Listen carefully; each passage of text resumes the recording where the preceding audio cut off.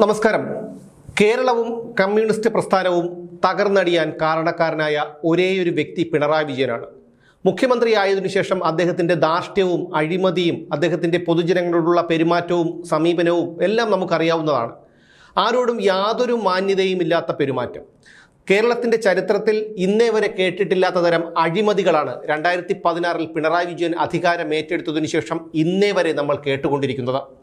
പക്ഷേ എന്നിട്ടും അതൊന്നും തിരുത്താനോ അല്ലെങ്കിൽ അതിൽ നിന്നൊരു മാറി നടക്കാനോ ഒന്നും പിണറായി വിജയൻ ഒരിക്കലും തയ്യാറായിരുന്നില്ല. ഇക്കഴിഞ്ഞ തദ്ദേശ തെരഞ്ഞെടുപ്പിൽ കനത്ത പരാജയം നേരിട്ടിട്ട് പോലും അത് പ്രാദേശിക ഭരണകൂടങ്ങളുടെ പിടിപ്പുകേടായി ചിത്രീകരിക്കുകയായിരുന്നു പാർട്ടി സെക്രട്ടറിയായ ഗോവിന്ദൻ പോലും ചെയ്തിരുന്നത്. കോടിയേരി ബാലകൃഷ്ണൻ പാർട്ടി സെക്രട്ടറി ആയിരുന്നപ്പോഴും ഇപ്പോൾ M V Govindan party secretary ആയപ്പോഴും ഒക്കെ പിണറായി വിജയന്റെ മുന്നിൽ നിൽക്കുന്നത് ഈ അടിയാളന്മാർ ഈ ജന്മിയുടെ മുന്നിൽ നിൽക്കുന്ന അതേ വിധേയത്വത്തോടെയാണ്. കാരണം പിണറായി വിജയനെ വല്ലാത്തൊരു ഭയമാണ് ഈ പാർട്ടി സെക്രട്ടറിമാർക്ക് പോലും. ഇത്തരത്തിൽ അദ്ദേഹത്തെ പേടിക്കാൻ എന്താണ് ഇരിക്കുന്നത് എന്നുള്ള സംശയം സാധാരണക്കാരായ ജനങ്ങൾക്ക് പലപ്പോഴും ഉണ്ടായിട്ടുണ്ട്. പൊതുജനങ്ങളോടൊക്കെ പല പൊതുവേദികളിൽ വെച്ചും ആട്ടിപ്പായിക്കുന്ന, അതായത് വളരെ നികൃഷ്ട ജീവികളെ പോലെ ആട്ടിപ്പായിക്കുന്ന തരം സമീപനമാണ് പിണറായി വിജയൻ പലപ്പോഴും എടുത്തിട്ടുള്ളത്. മുൻ മുഖ്യമന്ത്രിമാരിൽ നിന്നൊക്കെ വ്യത്യസ്തനായി പലപ്പോഴും പിണറായി വിജയൻ റോഡിൽ ഇറങ്ങുമ്പോൾ പൊതുജനങ്ങൾക്ക് നടന്നു പോകാനോ വാഹനങ്ങളിൽ പോലും പോകാനോ കഴിയാത്തൊരവസ്ഥയാണ്.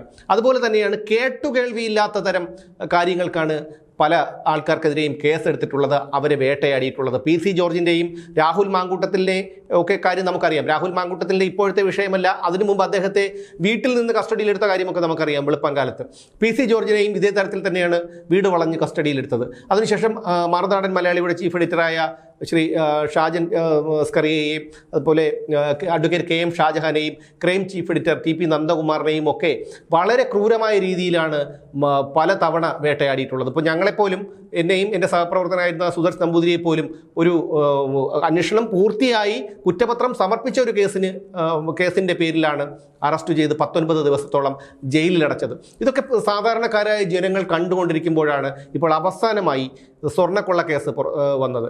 അതിനു മുമ്പ് തന്നെ കേരളിൻ്റെ വിഷയത്തിൽ എത്രയോ പേരെ കുടിയൊഴിപ്പിക്കപ്പെട്ടു, എത്രയോ പേരെ കുടിയൊഴിപ്പിച്ചു. അവരൊക്കെ ഇപ്പോഴും ഒരു വായ്പ പോലും എടുക്കാൻ കഴിയാത്ത രീതിയിൽ ഉള്ള ഒരു അവസ്ഥയിലാണ് ആ കുടുംബങ്ങളൊക്കെ ഇപ്പോൾ കഴിഞ്ഞുകൊണ്ടിരിക്കുന്നത്. അങ്ങനെ ഈ 2016 മുതൽ 2025 വരെയുള്ള പിണറായി വിജയൻ്റെ ഭരണമെന്ന് പറഞ്ഞാൽ ജനം ഒരിക്കൽ കൂടി ഓർക്കാൻ തക്ക വിധം ഭയപ്പെടുന്ന ഒന്നാണ്. അങ്ങനെ ഇരിക്കുമ്പോഴാണ് പിണറായി വിജയനെ എതിർത്തുകൊണ്ട് CPI രംഗത്ത് വരുന്നത്. CPI ഇതിനു മുമ്പും പലപ്പോഴും പിണറായി വിജയനെ എതിർത്തുകൊണ്ട് രംഗത്ത് വന്നിട്ടുണ്ട്. പിണറായി വിജയന് വിമർശനങ്ങൾ വാങ്ങേണ്ടി വന്നിട്ടുണ്ട്. ഇതിന് മുമ്പ് പോലും പാർട്ടി കോൺഗ്രസുകളിൽ പ്രാദേശികമായി പിണറായി വിജയന് എതിർപ്പുകളും വിമർശനങ്ങളും ഒക്കെ നേരിടേണ്ടി വന്നിട്ടുണ്ട്. പക്ഷേ അതൊക്കെ അടിച്ചമർത്തുകയാണ് ചെയ്തുകൊണ്ടിരുന്നത്. ഇപ്പോഴിത് വൈകിയാണെങ്കിലും CPIക്ക് ഒരു വെളിവുണ്ടായിരിക്കുന്നു. അവർ വീണ്ടും പിണറായി വിജയൻ്റെ ഈ ഒരു ശൈലിയെക്കുറിച്ച് വളരെ രൂക്ഷമായ ഭാഷയിലൊക്കെ അവർ വിമർശിച്ചിട്ടുണ്ട്. പക്ഷേ അതൊക്കെ എത്ര കാലമാണ് എത്ര ദിവസമാണെന്നൊന്നും അറിയാൻ കഴിയില്ല. കുറച്ച് കഴിയുമ്പോൾ ഒരു പക്ഷേ അടുത്ത മണിക്കൂറുകൾക്കുള്ളിൽ CPIയുടെ സംസ്ഥാന സെക്രട്ടറി ബിനോയ് വിശ്വം വന്ന് ഇതൊക്കെ തിരുത്തി പറയും എന്നുള്ള കാര്യത്തിൽ നമുക്ക് അങ്ങനെ സംശയിച്ചാലും തെറ്റ് പറയേണ്ടതില്ല. കാരണം മുൻകാലങ്ങളിലെ അനുഭവങ്ങൾ അതാണ്. ഈ പിണറായി വിജയൻ്റെ ഏകാധിപത്യ ശൈലി അദ്ദേഹമോ പാർട്ടിയോ തിരുത്തണമെന്നാണ് ഇപ്പോൾ CPI പറയുന്നത്. അത് സാധിക്കുന്നില്ലെങ്കിൽ നിയമസഭാ തെരഞ്ഞെടുപ്പിൽ പിണറായി മാറി നിൽക്കുന്നതാകും നല്ലത് എന്നാണ് തദ്ദേശ തെരഞ്ഞെടുപ്പിലെ വൻ തോൽവി വിലയിരുത്തിയ CPI സംസ്ഥാന കൗൺസിൽ യോഗത്തിൽ ആവശ്യം ഉയർന്നിട്ടുള്ളത്. ഈ പിണറായി വിജയനെ മുൻനിർത്തിയാണ് ഇതുവരെയുള്ള തിരഞ്ഞെടുപ്പുകളൊക്കെ നേരിടേണ്ടി വന്നിട്ടുള്ളത്. നമുക്കറിയാം ഈ കിങ് ബീഡിയുടെയൊക്കെ പരസ്യത്തിൽ തലപ്പാക്കെട്ട് കെട്ടിയ ഒരു രാജാവിൻ്റെ പടമുണ്ട്. അതുപോലെ ഈ തലപ്പാക്കെട്ട് ബിരിയാണി വിൽക്കുന്ന കടകളുണ്ടല്ലോ, അവിടെയും ഈ തലപ്പാക്കെട്ട് കെട്ടിയിരിക്കുന്ന ഒരാളെ ഒരു ചിത്രമുണ്ട്. അതുപോലെ ബീഡിയുടെയും ഈ തലപ്പാക്കെട്ട് ബിരിയാണിയും ഒക്കെ ഇടിക്കുന്ന ഇവരുടെ അതിൻ്റെ സ്ഥാപകരാണെന്ന് തോന്നുന്നു.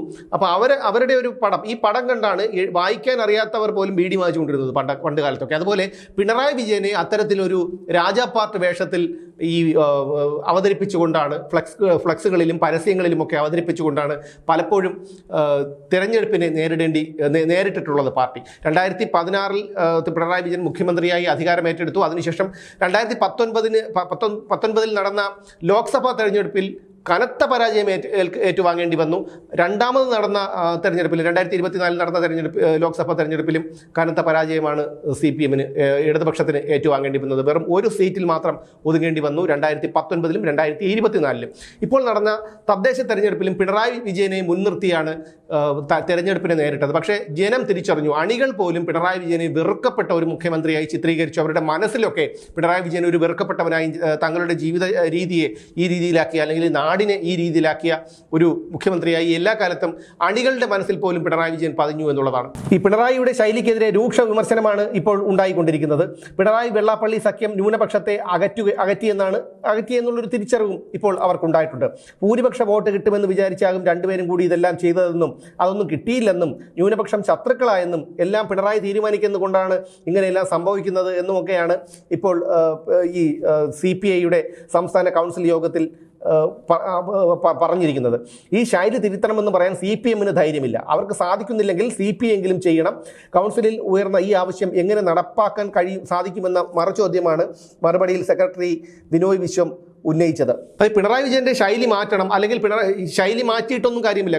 കാരണം കതിരിന്മേൽ കൊണ്ട് വളം വെച്ചിട്ട് യാതൊരു കാര്യവുമില്ല. ഇനി അടുത്ത നിയമസഭാ തെരഞ്ഞെടുപ്പ് വരാനായി ഇനി കഷ്ടിച്ച് 5 മാസങ്ങൾ മാത്രമേ ബാക്കിയുള്ളൂ. 5 മാസം പോലും തികച്ചില്ല. തെരഞ്ഞെടുപ്പ് പെരുമാറ്റച്ചട്ടം വരാൻ ഇനി 2 മാസമോ മറ്റോ മാത്രമേ ഉള്ളൂ. അതിനിടയിൽ പിണറായി വിജയൻ ഇനി എങ്ങനെയൊക്കെ തിരുത്തിയാലും പിണറായി വിജയന്റെ സ്വഭാവം മാറാൻ പോകുന്നില്ല എന്നുള്ള കാര്യവും, പിണറായി വിജയൻ ഇതുവരെ ചെയ്ത കാര്യങ്ങളൊന്നും തിരുത്താൻ കഴിയില്ലെന്നും എല്ലാവർക്കും അറിയാം. അതുകൊണ്ട് തന്നെ പിണറായി വിജയന് ഇനിയൊരു തിരുത്തലിൻ്റെ ആവശ്യമില്ല. ആ തിരുത്തൽ കൊണ്ടൊന്നും ഒരിക്കലും പിണറായി വിജയന് തിരുത്താനും കഴിയില്ല. ഇനി അങ്ങനെ എന്തെങ്കിലും ആരെങ്കിലും എഴുതി കൊടുക്കുന്നത് വായിച്ച് തിരുത്താൻ ശ്രമിച്ചാൽ പോലും അത് ജനങ്ങൾ അംഗീകരിക്കണമെന്നുമില്ല. അതുകൊണ്ട് ഒരിക്കലും കാക്ക മലർന്ന് പറക്കുന്നത് പോലെയാണ് പിണറായി വിജയൻ തിരുത്തപ്പെടുന്ന ഒരു കാര്യം. എപ്പോഴും ധാർഷ്ട്യവും അഹങ്കാരവും മാത്രം ഉള്ളിലൊതുക്കിക്കൊണ്ട് നടന്ന ഒരു നേതാവാണ്. അദ്ദേഹത്തിന് ആരോടൊക്കെയോ ഉണ്ടായിരുന്ന ഒരു വൈരാഗ്യം ആണ് ഈ പൊതുജനങ്ങളോട് തീർക്കുന്നത് എന്ന് നമുക്ക് പലപ്പോഴും തോന്നിപ്പോകും. ഇപ്പോൾ തന്നെ സംസ്ഥാനം കടുത്ത സാമ്പത്തിക പ്രതിസന്ധിയിലായിട്ട് പോലും അദ്ദേഹത്തിൻ്റെ ധൂർത്തിന് യാതൊരു കുറവുമില്ല. 1,10,00,000 രൂപ മുടക്കിയാണ് കാർ വാങ്ങുന്നത്.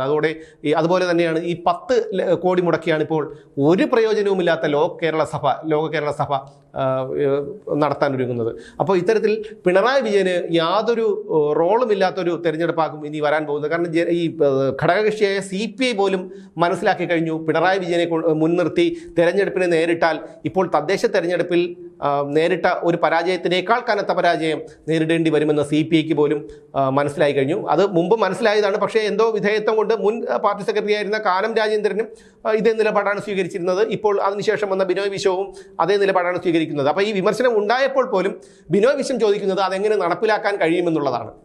ശരിയാണ്, പിണറായി വിജയനെ കാണുമ്പോൾ മുട്ടിടിച്ച് നിൽക്കുന്ന ഈ ബിനോയ് വിശ്വത്തിന് എങ്ങനെയാണ് അദ്ദേഹത്തിൻ്റെ മുന്നിൽ പോയി ഇതുപോലൊരു കാര്യം ആവശ്യപ്പെടാൻ കഴിയുന്നത്? താങ്കൾ തിരുത്തണം, അല്ലെങ്കിൽ അടുത്ത തെരഞ്ഞെടുപ്പിൽ കനത്ത പരാജയം നേരിടേണ്ടി വരും എന്ന് അദ്ദേഹത്തിന് പറയാൻ കഴിയുന്നത് എങ്ങനെയാണ്? എന്തായാലും പിണറായി വിജയൻ്റെ ഈ ധാർഷ്ട്യം സമൂഹത്തിന് നല്ലതെന്ന് എനിക്ക് പറയാനുള്ളൂ. കാരണം കമ്മ്യൂണിസം നിലനിന്നിരുന്ന ഒരു നാടും ഗതി പിടിച്ചിട്ടില്ല. കേരളവും ഇത്രയും സാമ്പത്തിക പ്രതിസന്ധിയിലാകാനും തൊഴിലില്ലായ്മ രൂക്ഷമാകാനും അതുപോലെ മദ്യവും മയക്കുമരുന്നും വർദ്ധിക്കാനും ഒക്കെ കാരണം ഈ പറയുന്ന പിണറായി വിജയന്റെ ഈ ഭരണമാണ്. കേരളത്തിലെ അവസാനത്തെ കമ്മ്യൂണിസ്റ്റ് മുഖ്യമന്ത്രി എന്ന ഖ്യാതിയോടെ കേരളത്തിൽ കമ്മ്യൂണിസത്തെ തകർത്തെറിഞ്ഞ മുഖ്യമന്ത്രി എന്ന ഖ്യാതി കൂടി നേടി പിണറായി വിജയൻ ഈ വരുന്ന 5-6 മാസങ്ങൾക്കുള്ളിൽ പടിയിറങ്ങും എന്ന് തന്നെ നമുക്ക് ഇതിൽ നിന്ന് അനുമാനിക്കാം.